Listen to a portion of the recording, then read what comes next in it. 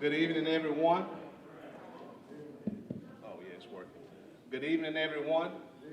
We certainly like to welcome you here, and we thank you so much for coming out to see some of the exciting opportunities that we have in Phoenix City, and we're really grateful that you've come out.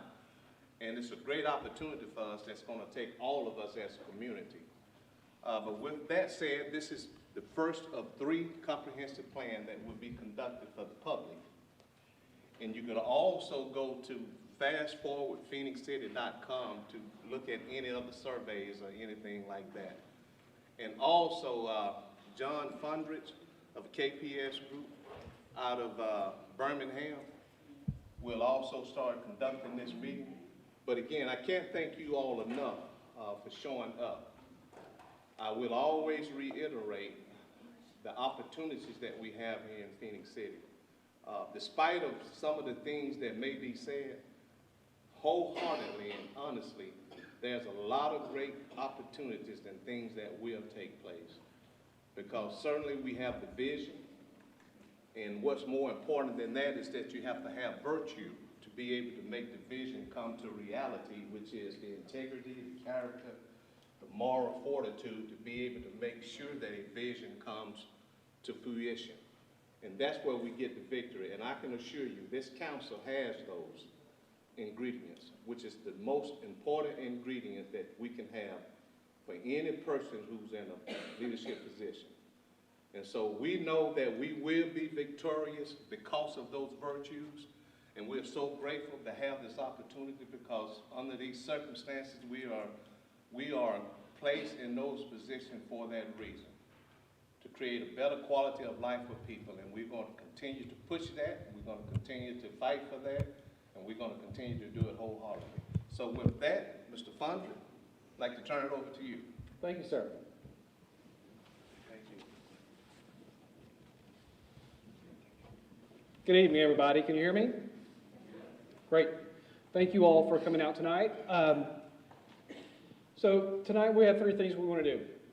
Explain what's going on, why are you here, and go over some, just to give you a summary of some of the information we've been collecting to try to learn about where Phoenix City is, how it's been changing, and what may be some opportunities for the future. And then the last part is really to hear from you about your concerns, your aspirations for the city. We have a few people joining in online, and for those who are on Zoom listening, if you have questions or comments, please submit those through the chat, and my friend Ben here will kind of help me field those questions and comments as we go through the evening. So want to talk about who's involved in putting together a plan for this city. We like to think that the team is everybody. It's not just the planning consultant. We are really here to help you do it. That's my job. It's not, you know, the mayor and the council who are making all the decisions. It's not the planning commission. It's not the staff. It's everybody. We're all contributing because you all have insights that not everybody else may be aware of, or ideas that somebody else might not have thought of. So we put all of it together, and we put a plan in front of the Planning Commission, the City Council at the end of this process that will be better because of all of your contributions. As the mayor mentioned, my name is Jason Fondren with KPS Group. We're a planning consultant from Birmingham. Also assisting us in this project is Sane Associates, who are helping out on the transportation side. And we have one of the representatives from Sane joining us remotely this evening. They will be back in a few months for our next meeting to talk about transportation issues. So what is in the comprehensive plan? So what kind of plan are we putting together? What's going to go into it?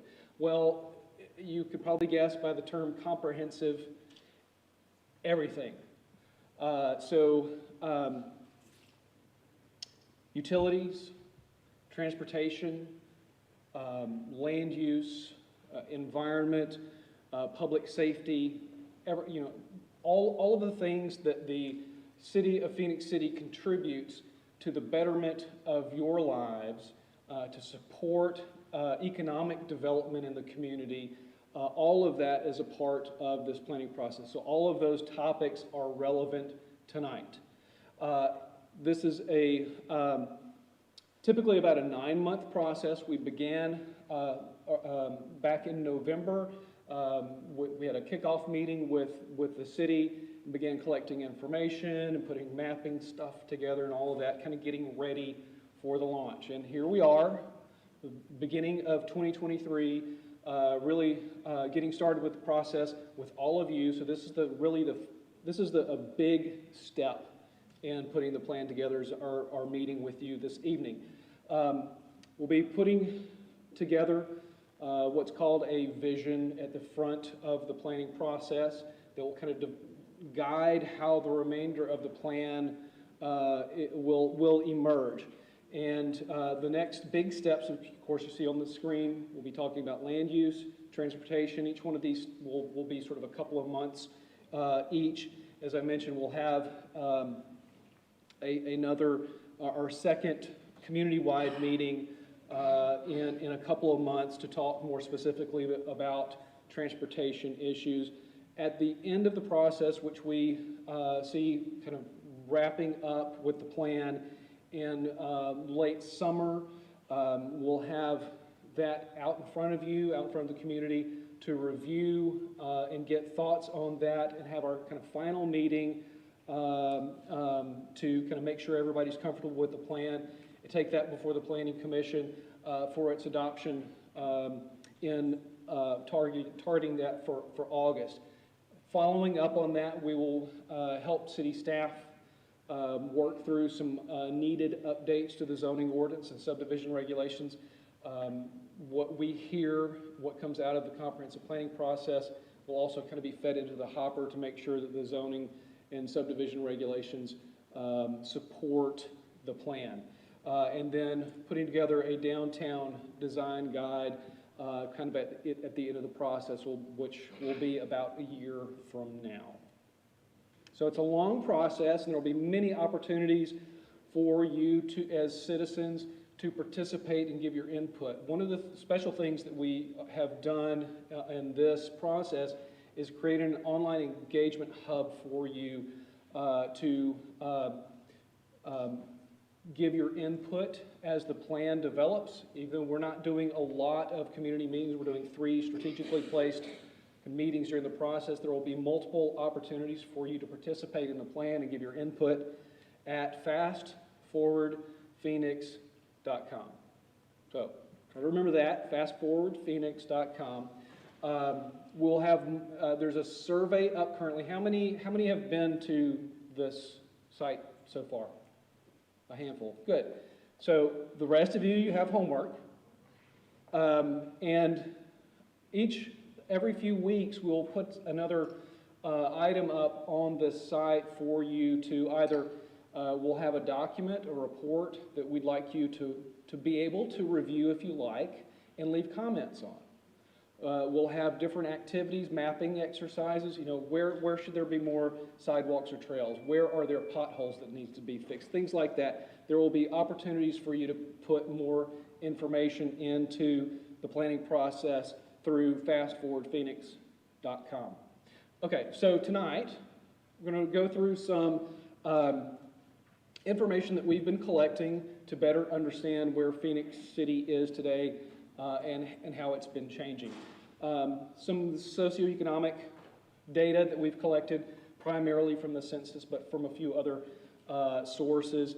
We've compared against some of your peer cities, such as Columbus, because it's your next door neighbor, Auburn and Opelika, because those are communities that you also have some important relationships with. Some ways you have sort of a competition with them, in other ways you have economic ties with them. And then we've also selected kind of a city kind of outside of the region to compare you to, or to look at you up against, is Northport, Alabama, because like you, Northport is a town about the same size population, sitting across the river from a larger city with a big university. So there are some similarities in your relationship to Columbus that Northport has to Tuscaloosa. We'll also be looking at how you kind of sit in the context of Russell and Lee counties, and then some of that in relationship to the state of Alabama. So you have been growing quite a bit over the past. So this chart looks at the growth over the last 110 years, so starting back at 1910, where you were about 5,000. Right now, you're right around 40,000, and as you can see, the last 30 years, it's been a pretty good, steady growth rate for the city. This chart here shows all of those cities and the counties that I mentioned before, where you kind of sit in relationship in terms of your percentage growth. So each 10 years, what percentage of growth have you experienced? So between 1970 and 1980, your growth rate actually went down. So you had a negative growth rate. You lost population. But since that time period, you have steadily gotten your growth rate. So you went from, say -5, you went to 10, then you went to 15, then you went to 20 positive percentage points of growth, so that you're now experiencing between 2000 and 2020, or 2010 and 2020, you are at 40%, or just slightly over 40% population growth in the last 10 years. Now this red line is Columbus. So you see a lot of similarity because there's such a strong economic relationship between your two cities. So it's not surprising to see a lot of similarity between your growth rates. Northport, as I mentioned before, this light colored line here. They started out really strong, but their growth rate has declined over time. Auburn, Opelika is this greenish line, sort of maintains somewhere around 10% population growth each 10 years, roughly. And then Auburn is this yellow line, kind of somewhere around 20% every 10 years. So key takeaway here is that you have a very strong relationship with Columbus, and your growth rates have kind of paralleled one another pretty closely over the last 50 years, and you're both growing a lot. Household incomes. So for several of these charts, you'll see Phenix City is over here on the far left. Columbus is next to you. You will see Auburn, Opelika, Auburn, Northport, the counties, and then the state of Alabama. So your household income is $41,000, a little bit lower than most of these others. Something to work on, right? Family incomes, kind of in about the same place. So you're very close to Russell County, around $54,000 median family income, kind of lagging behind several of these other locations. Vacant housing, you're at 15%. Auburn is at 16, Russell County 17, state of Alabama 17. So you're kind of middle of the road in terms of housing vacancy. Not a huge concern, but sure it'd be great to be more like Opelika or Northport that only have 10%.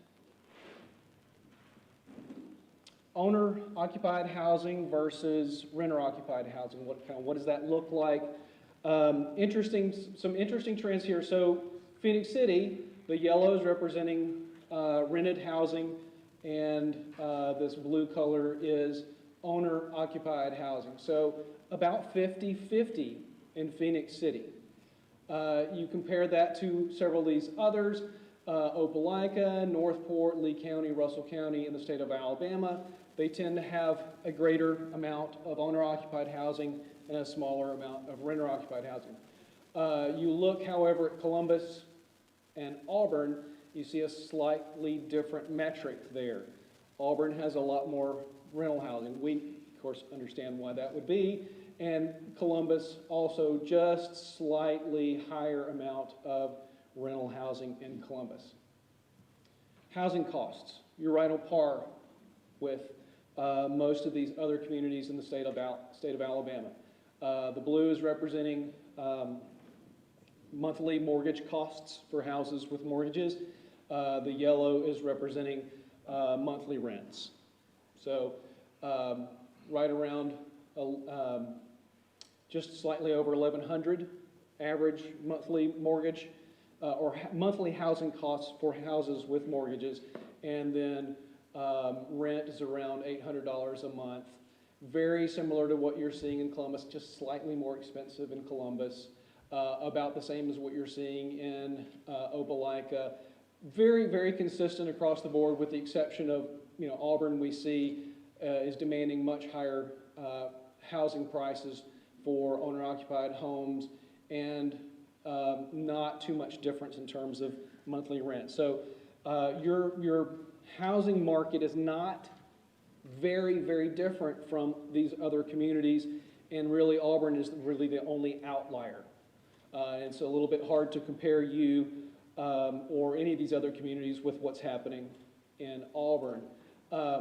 Crime rate, fortunately, has not a good indicator. It has slightly risen since, go back here. 2007 on this side, 2017 over here. So it has kind of gone up a little bit over the years and is at about this 500 mark right there, whereas most of these others, Columbus is in red. Columbus started out much higher than you back in 2007 and is pretty close to where you are at now. So you've kind of converged, something to work on. The yellow line is Auburn, relatively low crime rate. Sorry, I keep pushing too many buttons. All right. The red line, as I mentioned, is Columbus. This line here, that's Opelika. So they started out very high back in 2007, but it has steadily dropped. Sorry. Key takeaway there is that you do need to take on that issue, right? For the betterment, for the residents, to make sure that you're able to tap into the opportunities that are inherent to Phoenix City. Okay, so a little bit more about the economy. What kind of jobs do people work in? What sort of diversity do you have? This is a good sign. This chart represents the different sectors that people in Phoenix City work in. The largest one is education, healthcare, and social services. That is very common for communities to have a large amount of people working in this sector. It may be surprising, but it is a very common statistic. Up next, the gold, other types of services beyond public administration, and then public administration is here. 11% manufacturing, that's pretty good. 12% in professional, scientific, and management services. A lot of diversity in the fields in which people work, a good sign. Let's look at how you compare to Columbus because of the tight economic interrelationship that you have. So same categories that we were looking at before. So construction, you've got more folks working in Phoenix City in construction than in Columbus. Manufacturing, you're about even. Retail trade, Columbus has a lot more people working in shops than people in Phoenix City. Transportation, warehousing, and utilities, you've got more than Columbus. Information technology, you've got more people working in information technology than Columbus does. Finance, real estate, insurance, Columbus has got more. Professional scientific management services, you've got more. Education, healthcare, social assistance, that big category that we saw before, that 20%, both very high up. Columbus is slightly higher. Arts, entertainment, recreation, lodging, food services, Columbus has got a little bit more. Other types of services, kind of a big catch-all category in terms of the service sector. A lot of folks in Phoenix in that category. Then public administration. Very similar. Any surprises there? Yeah? So what's the employment rate look like? 6.5, Phoenix City, and this is a census statistic. It's not the same statistic that you'll see on the kind of weekly, monthly, and annual Statistics Bureau information. But look at how these shake out. Opelika and Auburn both at 3.8. Phoenix City's up to 6.5, but Columbus, 8.6. So you're not doing great, but you're doing better than Columbus. Where do folks in Phoenix City work? The yellow represents you work in another state.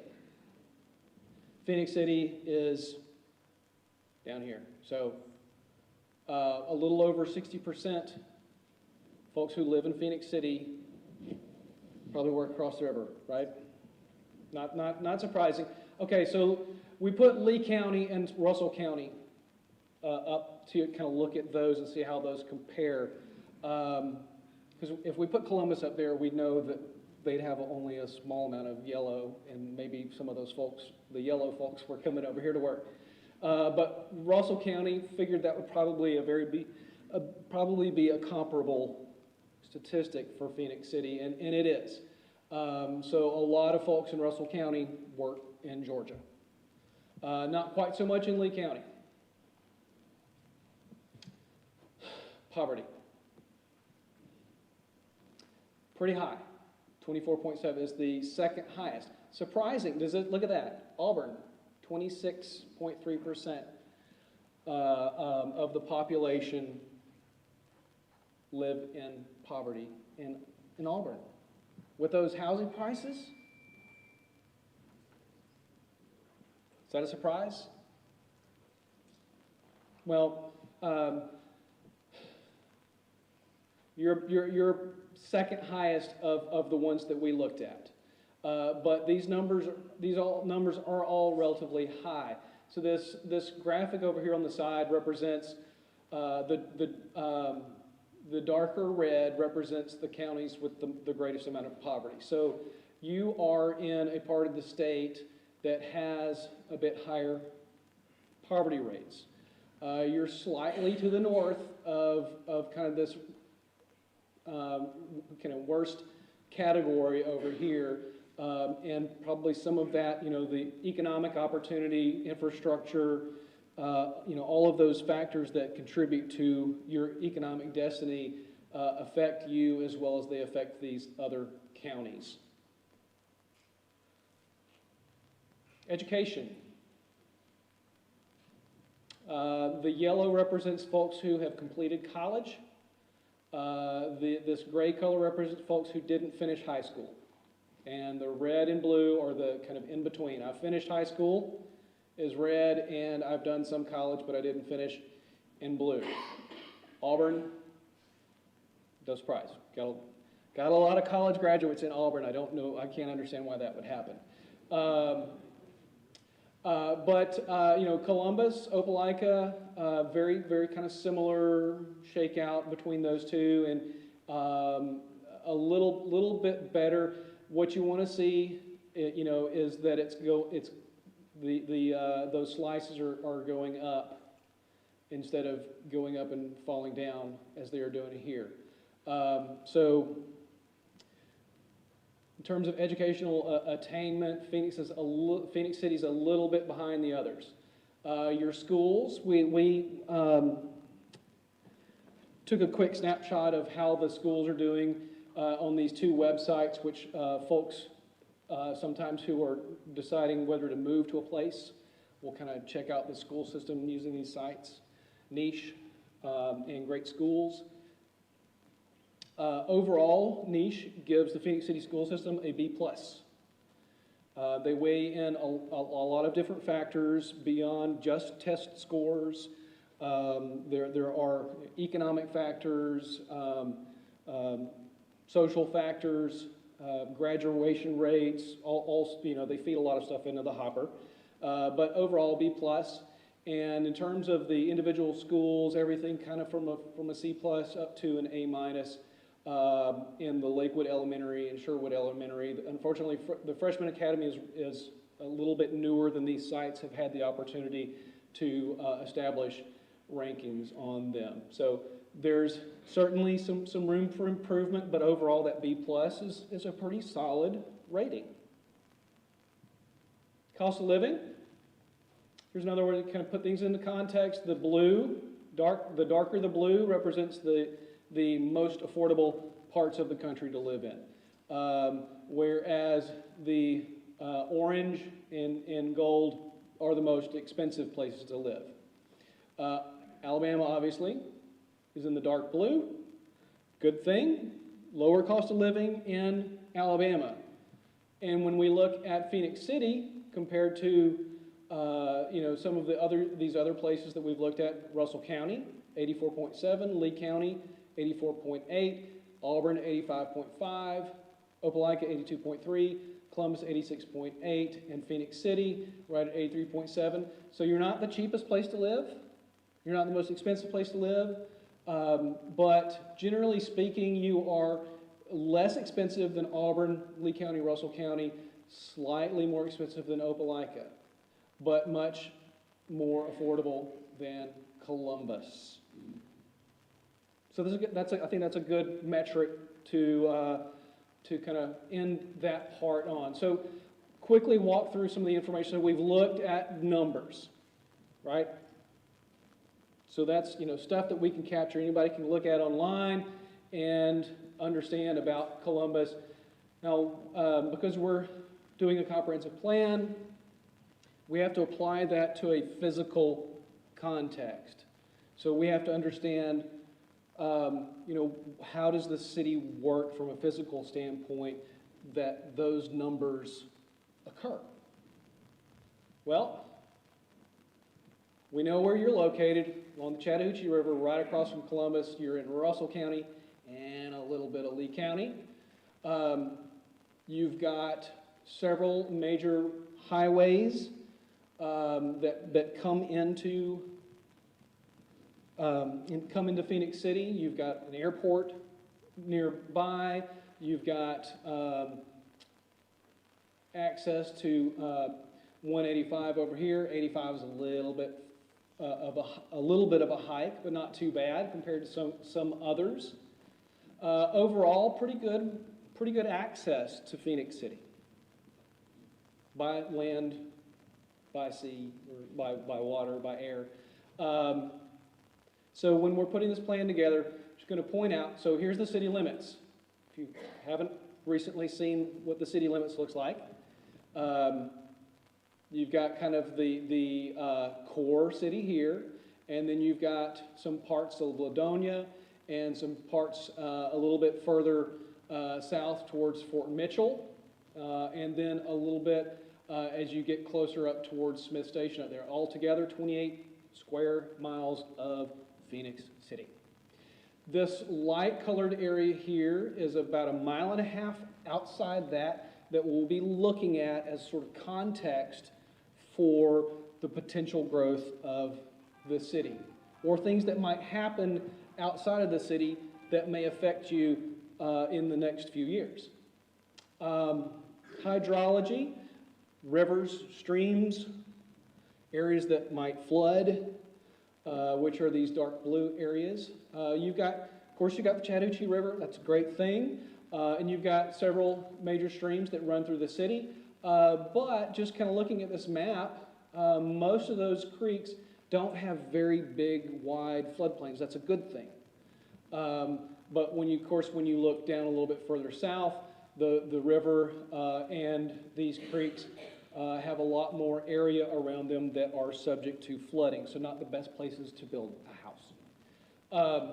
Topography, pretty mixed. The areas in red and orange are the highest elevations. You see those here in these kind of ridges.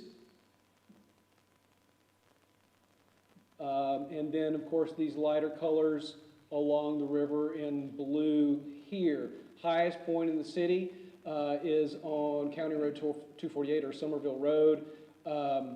And then lowest point, of course, is along the river, 190 feet above sea level. Major roads, as I mentioned, several highways. US 80, US 280, US 431, US 27 in Columbus, and then Alabama 165 down here on the south. And then, of course, you have several county roads and kind of major local roads that help you get around the city. But for the first, when I came down here in November and I got the tour, I commented, it seems like every few blocks we're crossing another highway. That's a lot of highway in a very small amount of area. And I think you should understand that's a good thing, because you got a lot of traffic coming through Phoenix City. The busiest road is US 80 going between Phoenix City and Columbus. 53,000 cars per day. Along 280, you've got 27,000, builds up to 40, comes back down to 36,000. And then as you go out on 431, you've got 35,000 cars per day going in and out of Phoenix City.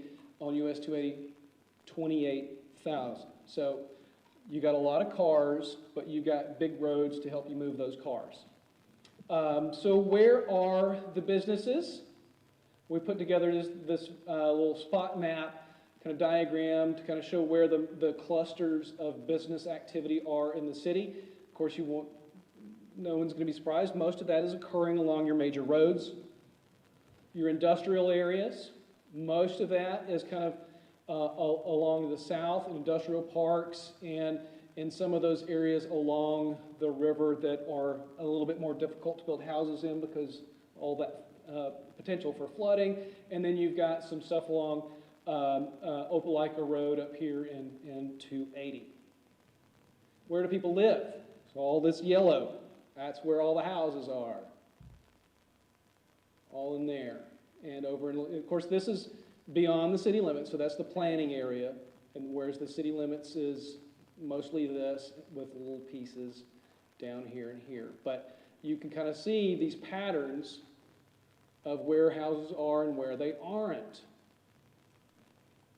You've got, within the planning area, not the city limits, within the planning area, you've got almost as many houses in the Ladonia area as you do kind of in central Phoenix City. Interesting. Multifamily housing, so apartment complexes, where are they? Most of those are kind of centered, in this central city area, especially within the original part of the city. It's kind of enclosed by the highways here. But then you got some out there in Ladonia.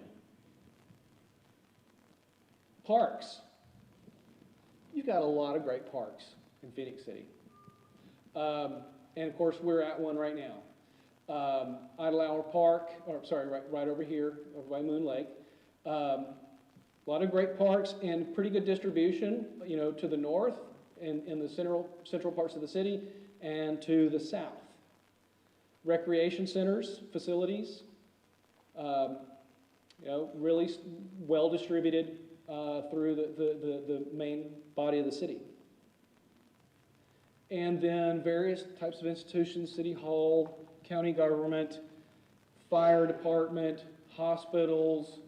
I mean, you've got a hospital here, you got a hospital here. If you get sick, you've got places to go. Chattahoochee Valley, Torrey State University, and of course, you've got a university on the other side of the river as well. So a lot of really important institutions that serve the community and facilities, city facilities that are there to help you and provide services to you. Okay, so just a quick look at how the city is made up. We learned a lot from this. You might not have. Maybe you did. Let's hear from you tonight, though. Again, we have some folks on Zoom. What's it look like over there? How many? About 5 or 6. 5 or 6. Well,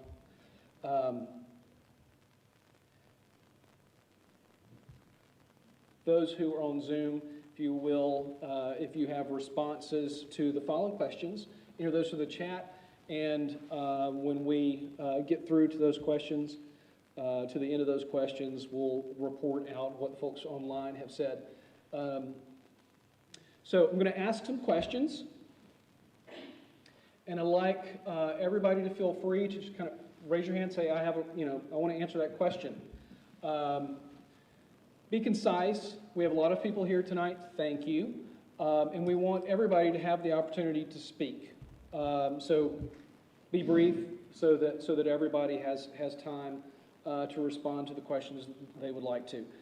First thing we'd like to hear from you is, what are the conditions in the city that you think contribute positively to the city, to its quality of life, to its economy? What's here that's a good thing? Or maybe it's just something that you're really proud of about the city. And Ben is going to record the responses for us tonight. So who would like to go first? Assets, good things. Don't everybody jump at one point? I'll say something good. Okay. There's always something going on just about every weekend in the downtown area. There's runs, there's bike things going on. A lot of it comes across the river into Phoenix City on our 2 bridges. We block off Dillingham Street all the time, and we have our food vendors. It's like a celebration every weekend just about in the summertime going on. And then we've got our concert series, and it's just a lot of things to do. And those are centered around downtown. Yeah. Yes. But those things are in Columbus, not in Phoenix City, and I would really like to see more of this stuff happening in Phoenix City. We have the amphitheater, and we used to have a lot of great concerts there, and lately they've kind of fizzled out. So the amphitheater is an asset, but it needs to be used more. Yep. Okay. Yes, sir. I think our public safety is a big contribution to the city, and I think our Chattahoochee Valley Community College and our educational school, like Central High School, all contribute to the Phoenix City. Schools, public safety, other things. What else? Come on. I like that Phoenix City is more of a country feel to it versus Columbus is more city-like. More people, kind of a little bit out of the city limits, have, farm animals are allowed to have chickens and things like that. Which I think more should be looked at into backyard chicken laws. Okay. All right. Within the Did you put that up? city. Yes.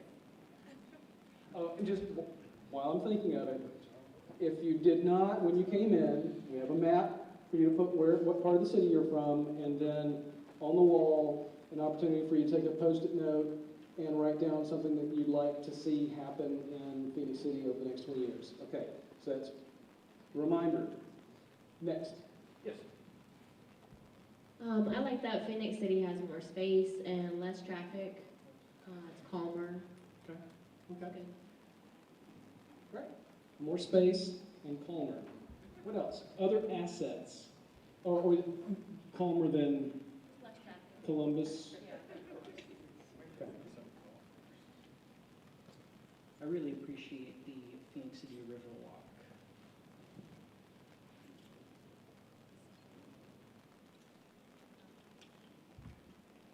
Other assets.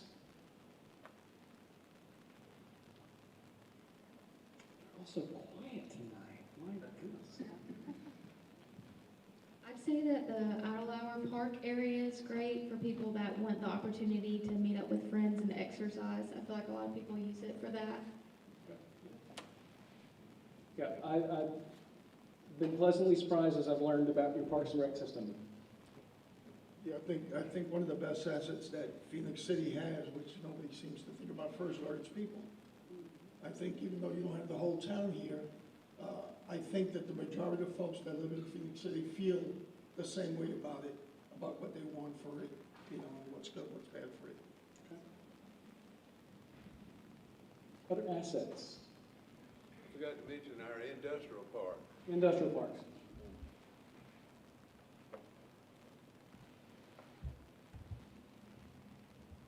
Okay, so what we've got, a lot of events downtown, the amphitheater, education, public schools, or schools and public safety, a little bit more of a country feel compared to the more city feel of Columbus, more space, things are calmer. Got the Riverwalk, Idle Hour Park, People Industrial Park. Any other assets? Hospital. Hospital. Good.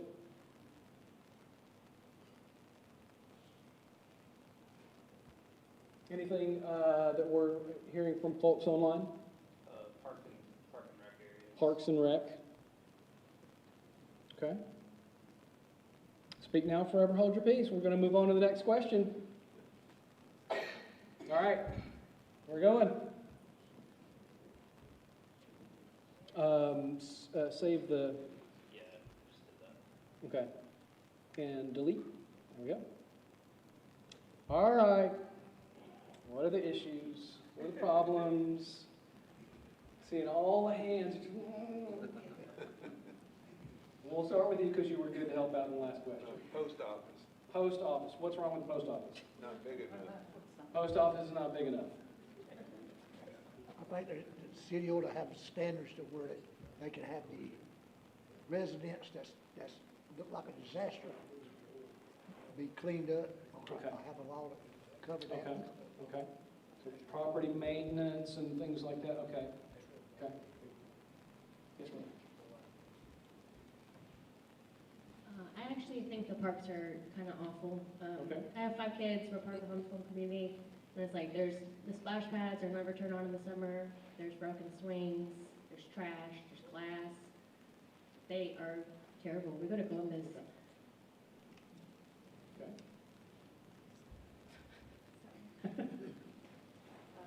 Cleaning up the poverty around Opelika Road Okay. is definitely something that needs to be done.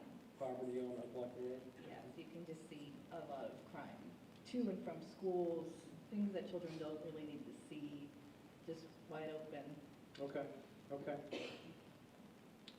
I just want to speak on the Riverwalk. You know, we have a beautiful Riverwalk. We have tourists here because we got a lot of trainees here. But if you walk on our side of the Riverwalk instead of the Columbus side, we really don't have a whole lot to offer besides that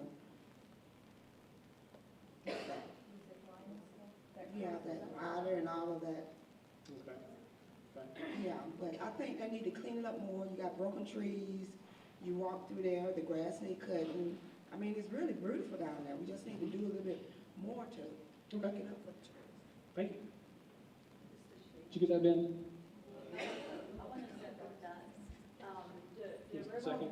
yeah, I want to second what she was saying. The Riverwalk in Phoenix City is beautiful, but lately, I mean, it's gone downhill. If you walk there, you always smell weed. you walk up on drug deals. The latest stuff is the murder that we just had, so it just, portions of the Phoenix City Riverwalk just don't feel safe. Okay, okay.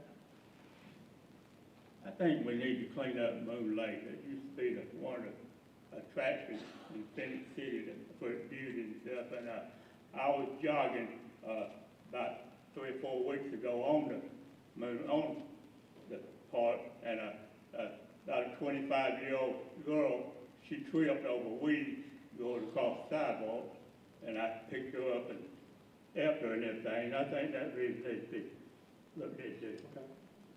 A little better maintenance and some in the parks, which we've heard. Yes, ma'am. Another thing that I would like to say, especially in our neighborhood, our roads, there are a lot of holes as we travel in the roads, so we have a lot of holes. So The potholes?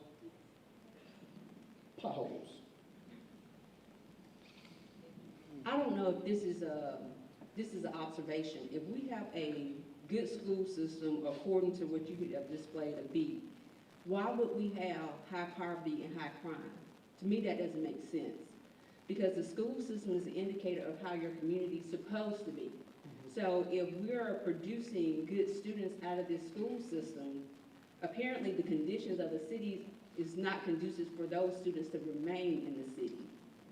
So if we're going to continue to have our school system at the same quality as what we're currently having, we got to do something else in the city to decrease crime and all these other things like property management, building up the Riverwalk, because if not, we're preparing our kids to move off and move away, never to return. Thank you. Anytime. Be with you. Would you have anything? Sorry, used to standing. My condition or issue is healthcare. Okay. I would like for us to be able to attract better or top-tier healthcare. Not that we don't have it, but more of it. Okay. Every one of my doctors is in Georgia. Of course, now, my insurance is Blue Cross of Alabama. I need doctors. They're not here, so now I'm going to have to drive somewhere else in Alabama to find the care that I'd like. Okay, great. Thank you. Good evening. The recycling in Phoenix City, there are very limited opportunities, very limited areas for the recycling, and then the areas are not necessarily kept up to where you can recycle, but they're recycling bins, you know, there are problems with those being clean. You know. Okay, so need to work on recycling. What else? Hands. Okay. There we go. See one.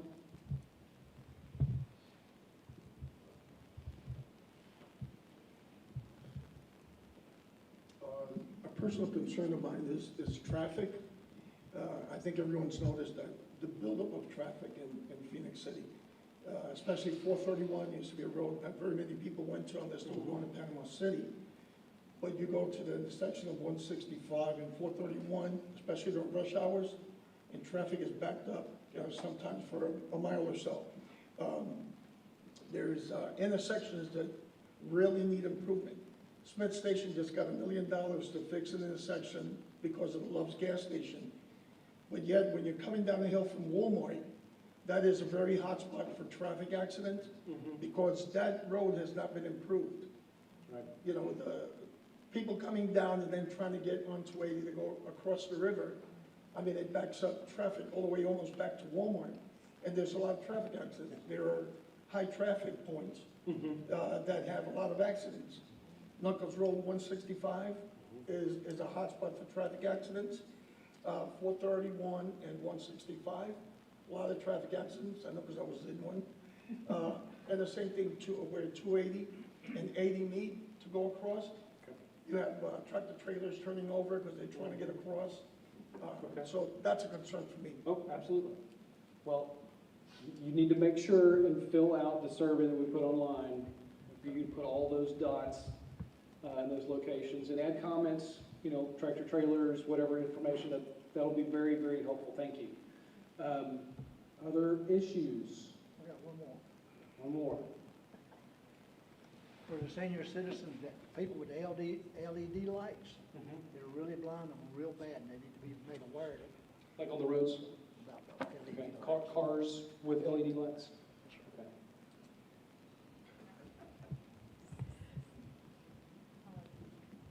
Just comparing to Columbus, they've got this whole Dragonfly Trail network going that people can use to walk around and get through with bikes and other things like that. We have nothing like that here. The kids need sidewalks to get to the schools, like by Central High. There's just nowhere for them to walk other than the road, not just like a little hill part. And people do drive, you know, sometimes over the speed limit. It's just not a safe area. There's a lot of housing by the schools, and sometimes they don't have a way to get to the schools. They're right safely. there. Yeah. Okay. Thank you. got one more right here. Yes, ma'am. This is always a popular question. This is one of the preventative measures that I see in our community. We have a lot of landowners that have acquired land over the years and yet to repurpose the land or buildings. And so we have a lot of that in Phoenix City. And it prevents the city government and private investors from coming in because you cannot do anything if you do not own the land. And so one of the preventative measures that have taken place that I have seen is that, once again, you have individuals that have acquired land and refuse to repurpose or sell the land so that we can make better use of the land here in Phoenix City. So, and this is property that has not been developed and it's just It may have been developed or it may just be buildings. vacant buildings? That's right. Okay. The Okay. city does not own and therefore. the Vacant city land, cannot. vacant buildings. Okay. What else? Other issues? Can I bring up one last one? Hang on. Crime. Crime. Okay. All right, last one. Yes. I think business development has been brought up. The area of South Phoenix City, such as 431 going into 165, I noticed, I counted 4 McDonald's in Phoenix cities, and none of them are on the south end. When people are coming, especially those that are traveling north and south in that corridor, when they come from Florida coming up, and they come over that hill to the left, they see what they believe to be a pretty shopping center.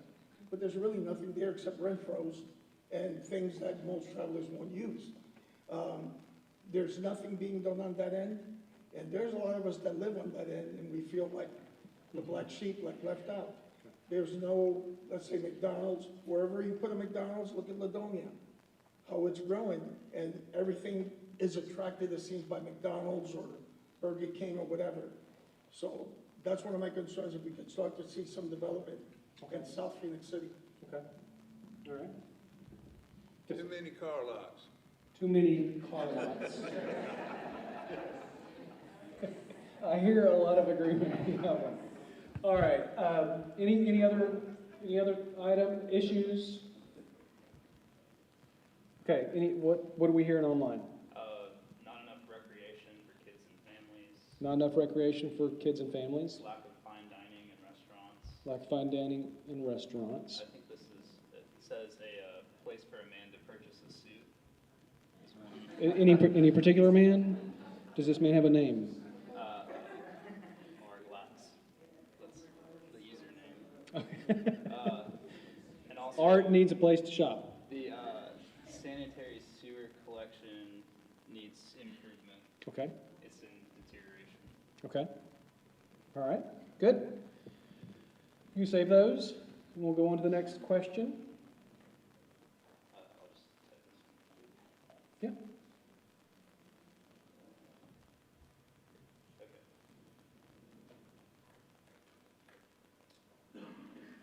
All right, outside forces. So what are the things that are happening around Phoenix City that may be affecting it today or may be affecting it tomorrow?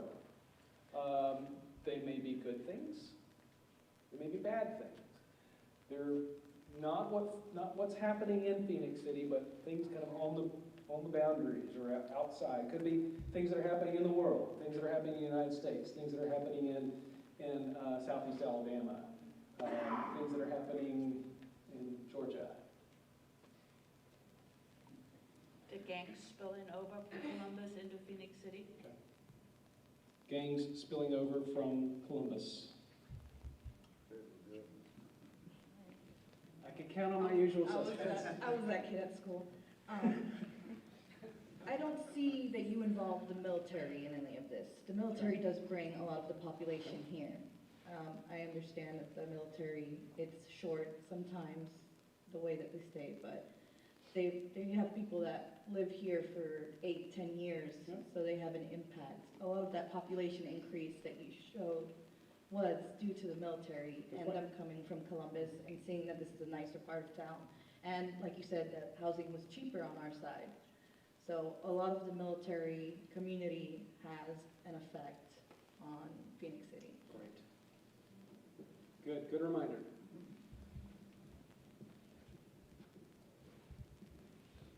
I don't want to be Debbie Downer, but we are a pathway for child trafficking and sex trade. Our main corridor goes between here and Florida to Atlanta. Okay. All right.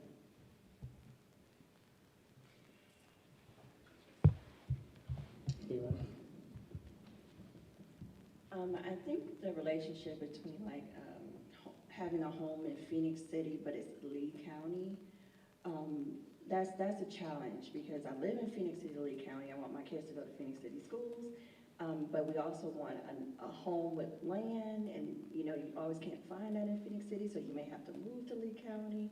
So that relationship sometimes makes it a challenge to actually stay in the city.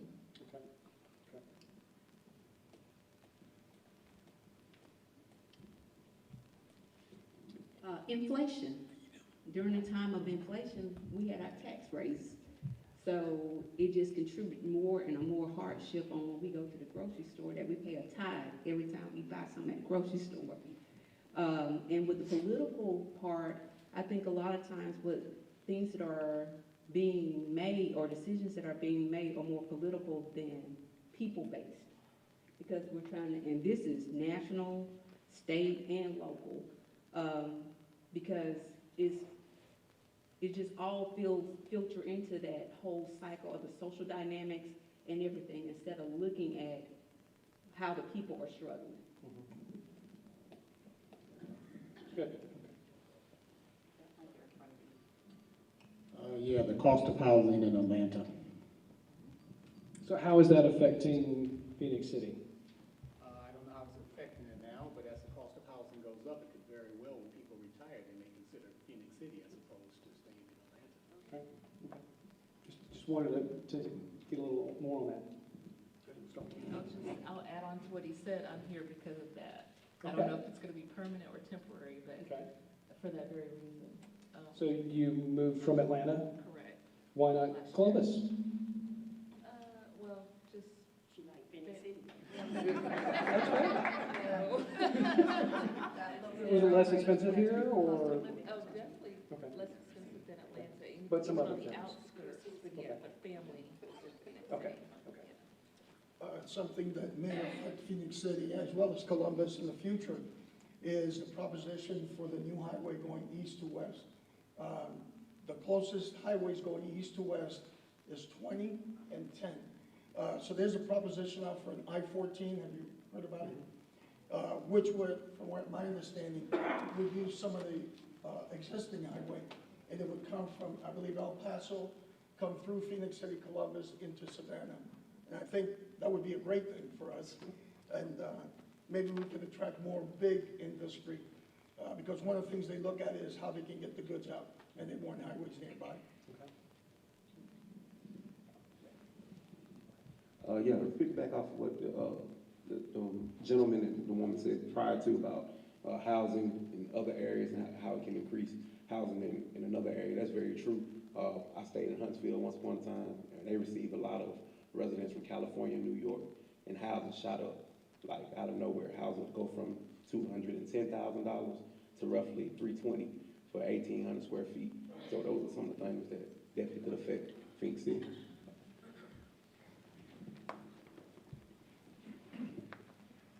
Building off of that as well, Columbus is now becoming a hub for movies and TV shows being filmed. They're coming down from Atlanta and filming here, so that eventually could affect or flood over.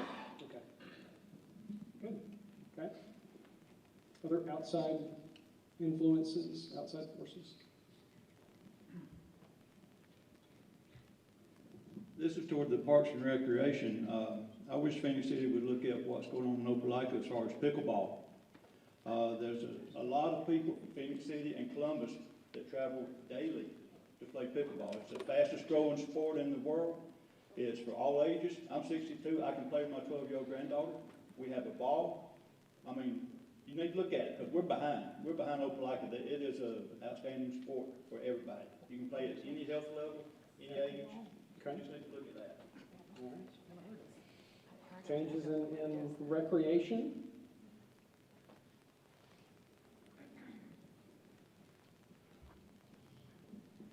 I'm not really from here. I'm from Northwest Arkansas originally. I've been living in Columbus for a couple years now. I've been really enjoying the area, just bridging between Columbus and here. But one of the things I really like about my hometown, Fayetteville, is they have a bike trail that spans from Fayetteville, Springdale, Rogers, and Bentonville, and you can hit every local like brew pub and just other local things. And I don't see a lot of that here. It's like sparse bike trails here and there, and there's not really much of a point if you have to get in a car to get to the next part of the bike trail. So it's something I'd like to see. Yeah. Okay. Other ideas? Outside forces? Okay. Ben? All right, hang on. Get ready. I've got one more out here. Yes, the lack of a state lottery in Alabama. They fund the state, like we have some land in the states that has it, and we don't have it. Okay. State lottery, yeah. Okay.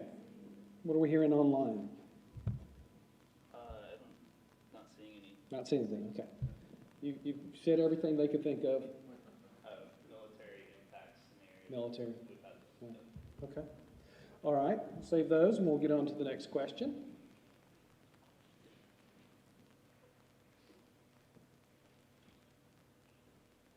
All right, you're going to have to dig deep on this one.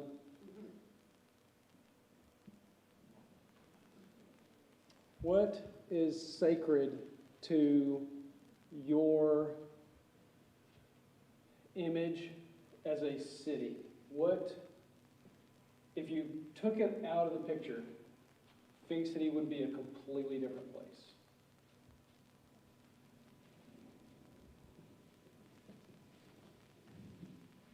I've been here roughly like 3 months now, and I'm from Montgomery, but I can definitely say here in Phoenix City, the people, the community, and it just gives you that southern feel. Like this is the place I can be like, yeah, this is home. And I feel like that's one of the things that, when I think of Phoenix City, that's its identity. So community engagement, community activity, community togetherness. Okay.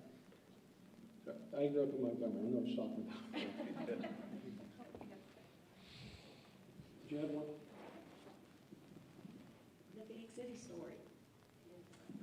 Absolutely. Makes you different from everybody else. There was a hand up over here. Over here. Churches. Churches. What's sacred? What is essential to the makeup, the DNA of Phoenix City?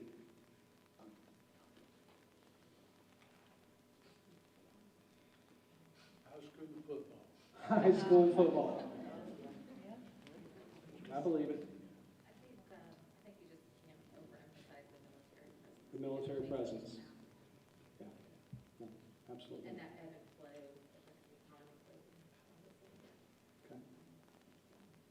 Okay. Chattahoochee River. I was waiting for somebody to say the river. We talked about the river walk. We talked about the amphitheater. Never actually talked about the river. Zip line.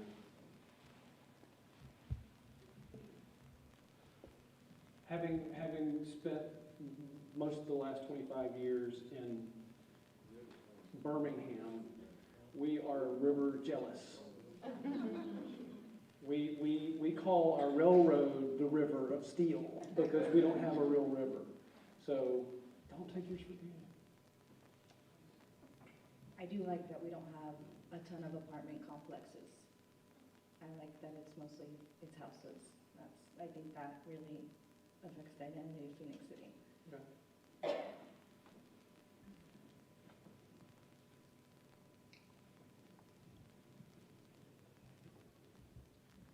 I'm gonna say that's about our current identity. I'm not sure if I would like to keep it this way.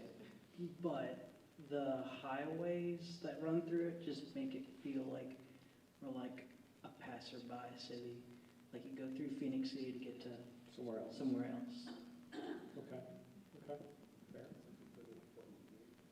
It's sacred, part of the DNA that makes Phoenix City what it is.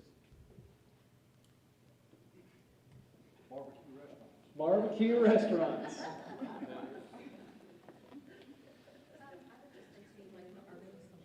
Architecture. Yeah, like, you go up some River Road, I've moved here from Arizona, just 22 years ago, but, you go up some River Road, and you see the River Road houses and stuff, I mean, some of them are getting a little run down now, but certainly the brick buildings and all that stuff, which are indicative of Virginia, and everything, I think that is part of the identity, and I would really like to see that preserved, like some of these buildings that are sort of dilapidated and, abandoned, it'd be cool if we could actually preserve them and restore them and keep that unique look to the city. Right.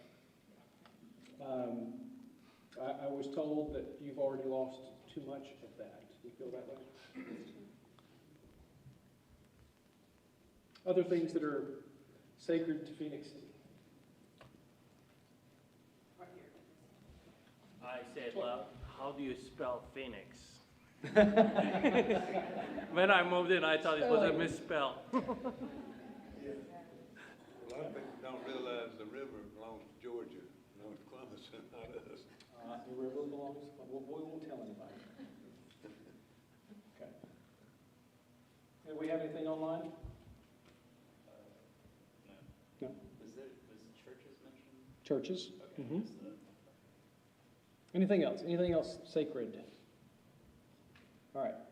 We'll save those.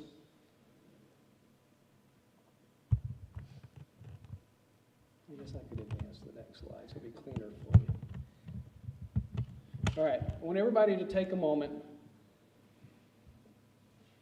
Everybody be very quiet. Like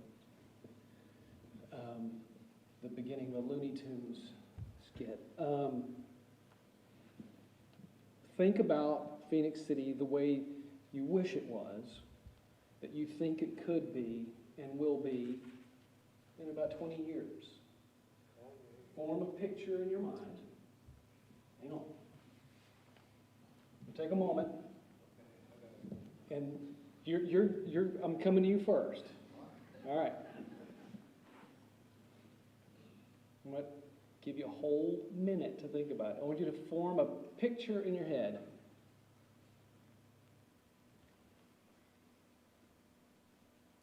And at the end of that minute, come to you. Okay. You ready? Start thinking.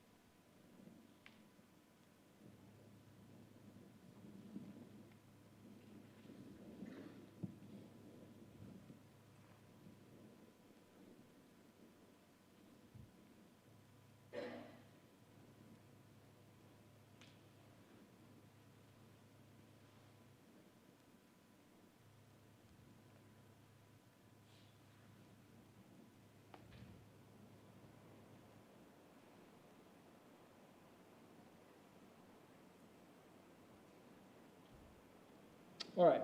You know those games where they show you two pictures side by side and you have to pick out the differences? Well, that's the game we're going to play. I want you to pick out one thing that is different.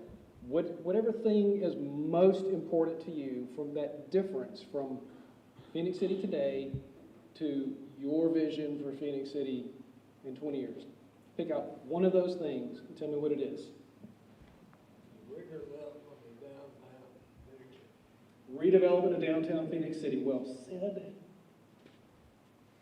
To look as clean as Auburn is. Clean.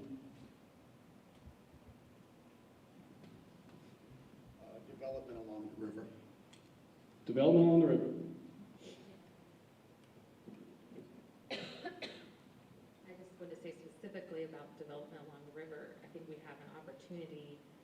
Columbus made theirs sort of like a park, but we can do whatever we want on the side of the river. And I think I visualize restaurants, bars, retail, right along the river. You do that terracing up, you build it right in so people can actually engage with the river. And we have a blank slate, really, frankly. So we're not. Yep. All right. Other visions for the city of Phoenix City in the future?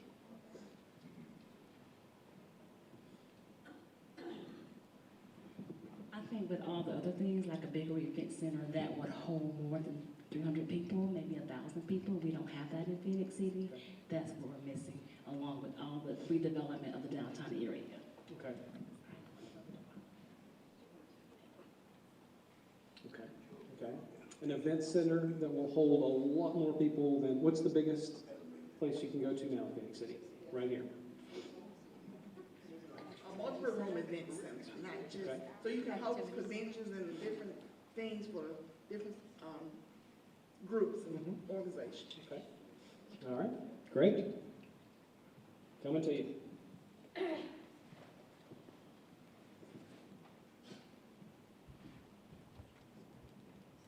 Through the chamber, I've seen some plans and talked to some people about a Riverwalk extension that will go all the way down to Cottonton, and then across the bridge and up to Americas, and then back through Fort Benning. And I mean, it's already in the works. So when I envision Phoenix City, I see this explosion of growth down towards Brickyard Road, along the river. I'm one of the few people that actually own a piece of the river. I own 420 feet of riverfront, and I think it's probably the best investment in my life. I think people are crazy for not investing along Brickyard Road in that area. Some of the things that are going to happen there with the city's got plans, and I've got plans with other people that have got companies to bring in more businesses. We'll see some changes in our business in the next year. I own a canoe and kayak rental business, but we're doing stuff along the river on the Flatwater part that most people don't really even know about. And in the next 20 years, we're going to see a growth like we've seen in the Whitewater along the Flatwater, because we're going to take from Apalachicola all the way up to the Appalachian Mountains and the Appalachian Trail. And there's a network of trails that are being developed and are really mostly developed now. It's really our section that's got to come along. And I'm really looking forward to seeing what we do on the Flatwater. But we've got a 160-mile trail that really begins here and goes down to the Apalachicola, and I just can't wait to see that grow. Good. Yes. I'd like to see Phoenix City in 20 years, the future to be a port city and a gateway to the south.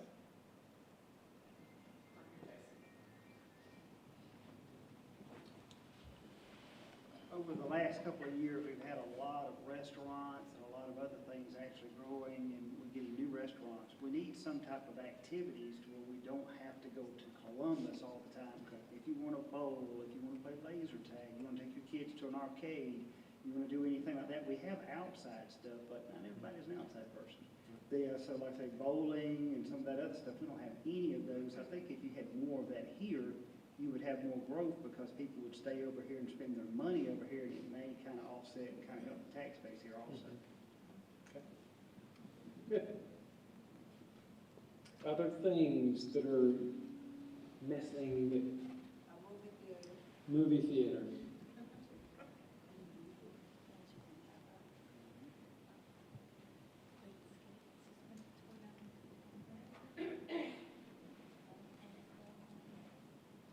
I think, like we see in other cities where they have a lot of eclectic little small businesses, when we think of communities in Atlanta, some of the small neighborhoods that take on their own identity with some of the neat small businesses that kind of mingle among the larger box businesses and things. So I think that'd be good. Right. More small businesses.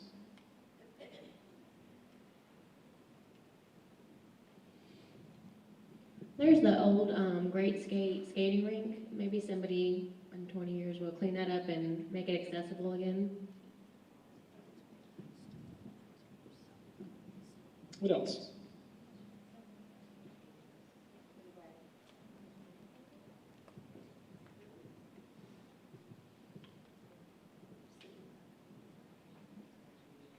Development of our, maybe a shopping mall, not a strip, not Walmart, but a nice mall. If Auburn can have one, surely Phoenix City can. What else? One thing about your vision for Phoenix City.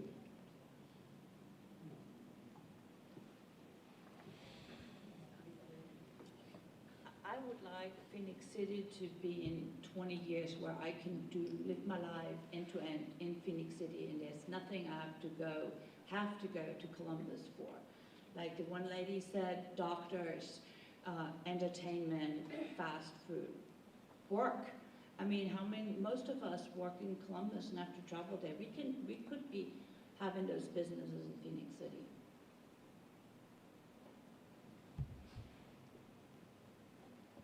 What else? What hasn't been mentioned? I agree with the gentleman up here that we need more development of the river. That's our greatest asset. Here. With all the people that travel down from Opelika and Auburn or Atlanta coming through 431 to 280 to go to Panama City, that entire stretch should be filled with entertainment and restaurants. So when people come here, coming 4 hours or 2 hours from the north and they still have 4 hours to go, it's somewhere they can stop, stay, eat, play, whatever.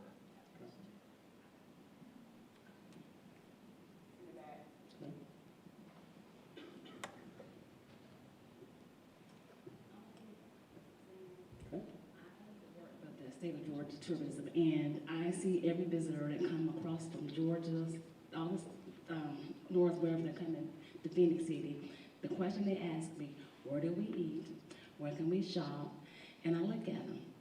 But I don't give up. I tell them, I memorize every restaurant on 280. There's nothing on 431.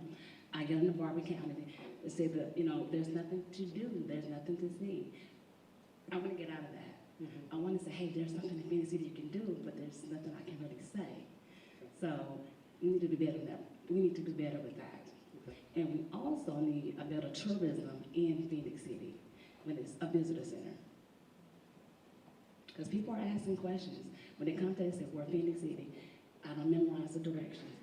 80, 280, 431. That's all I can say. We got to do better. And I'm serious about that. All right, so more things to do, more places to eat. All right, so Phoenix City, I heard, is a barbecue town. What's the best barbecue in Phoenix City? 13th Street. I think you just changed your vote right there. Okay, so other missing pieces. What's going to complete the puzzle of Phoenix City for the future?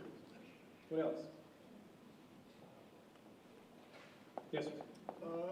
The only other thing I can think of is most of the cities that I've traveled through, and I've done a lot of travel, to include Columbus, They all have senior citizen living. There's a lot of senior citizens here, especially a lot of old retirees like myself. And there's no place where you can go and have a nice place to live for 55 and above, for instance. That would be something in the future that would be great for Phoenix City to have. I think one will definitely be economic vitality. You're going to have that trend of people coming from other areas that's going to increase the housing income, the housing cost here. So you need different sources of income for people to be able to live and afford to stay in Phoenix City, because these things will take place and Phoenix City will become popular. And when things become popular, things get more expensive. When things get more expensive, you don't want to run the people who have helped build this city away. So you need those sources of economic income to help people be able to afford to live, not just exist, but live here in Phoenix City.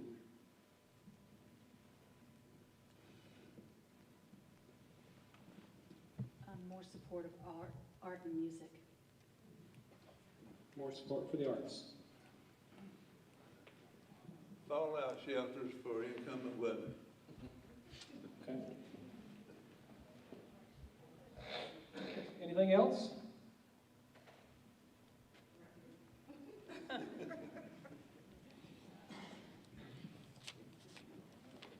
Do a social media presence that will handle all this new stuff that comes in the 20 years.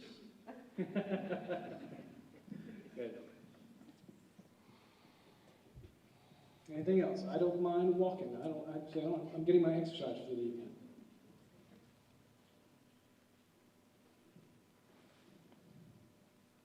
I think it's over by the I think it's called Southside Park or South Bend Park, with there's some in-ground pools, public pools, I think that are just like abandoned maybe. I've never seen them open, so maybe we could get some more pools for the summertime, because I only know about one usable one in Phoenix City, and it is packed, so you don't even want to go there. Okay.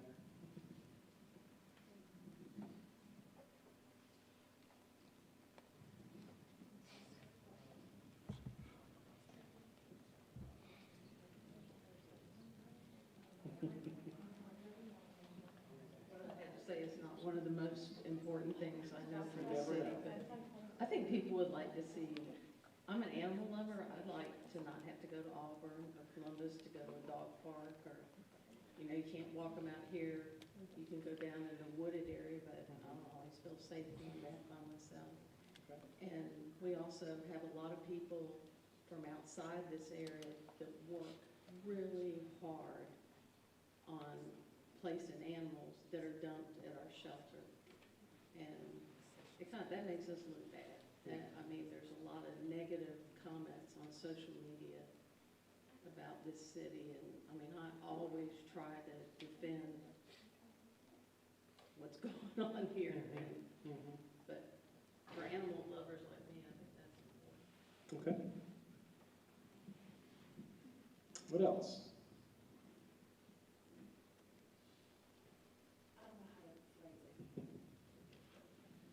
Take your time. I don't exactly know how to phrase this, but I did read it on the Facebook post for this, where we have a whole monopoly with cable TV being. We don't have very many options. I live in an area of which I would really love a faster internet service, but it's an older area, so the infrastructure is not there. The person up there talked about having the social media presence. We're behind altogether electronically and for the IT framework of our city. Good.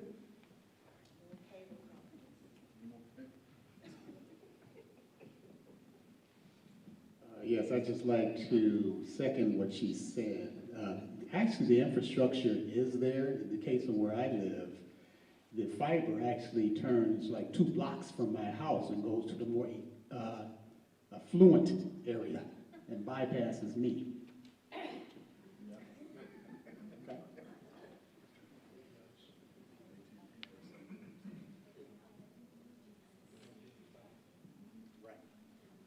just wanted to add on to that. We live on Somerville Road, and we're a little bit south of here.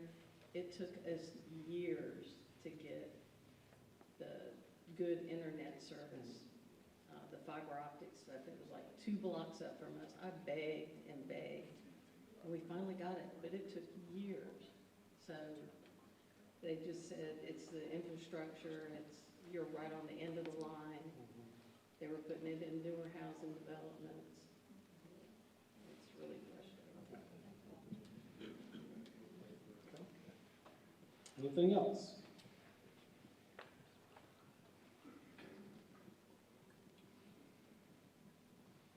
It's not a big one, but we have an okay golf course. We need a better golf course where Columbus has 5 or 6, and Opelika and Auburn have 5 or 6, and we have Lakewood. Well, quality over quantity. So you only have one golf course to make great. They have to make 5 golf courses great. So, you know, silver lining. What have we heard online? There was a thought about an outlet mall. Outlet mall? Costco. And we also, another on the Wi-Fi and cable options, better options for that. Okay. All right. Got one more. Okay. Last one. Play some music. Do music for me.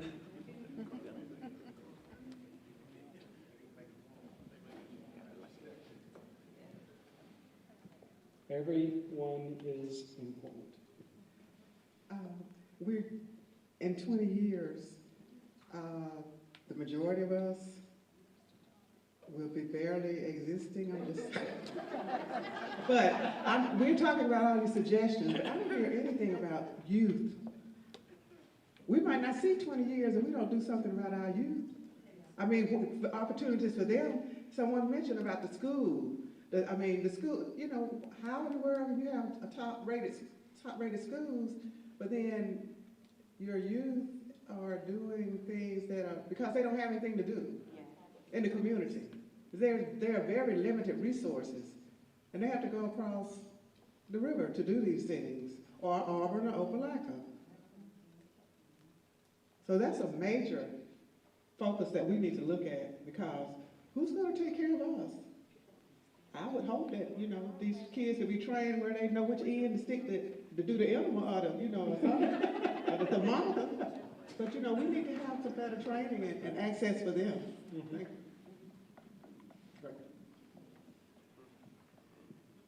All right. That's an important point. A lot of what we're talking about is going to be for people who are not necessarily here tonight. All right.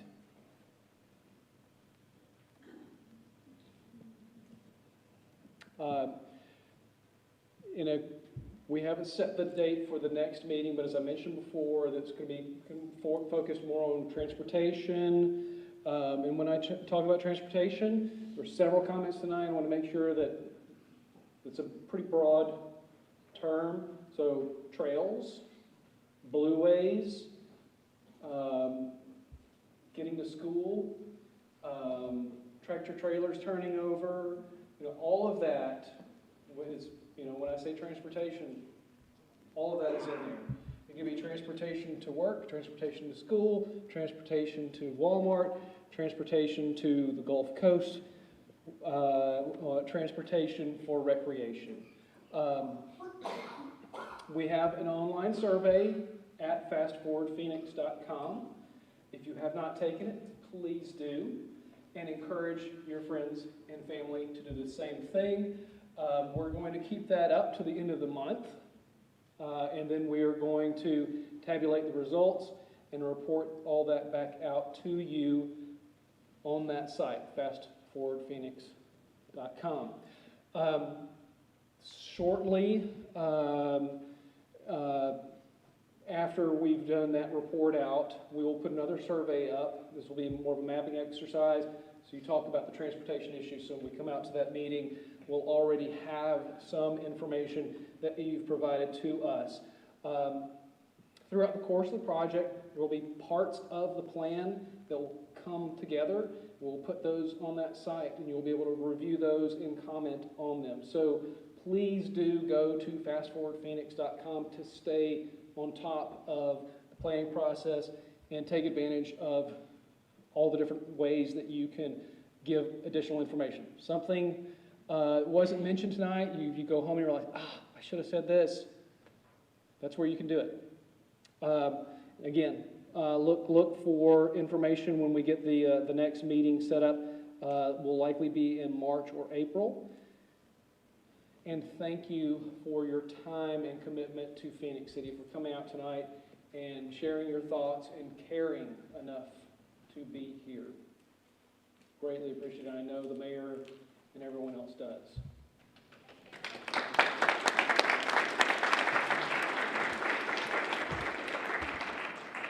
So hopefully we'll all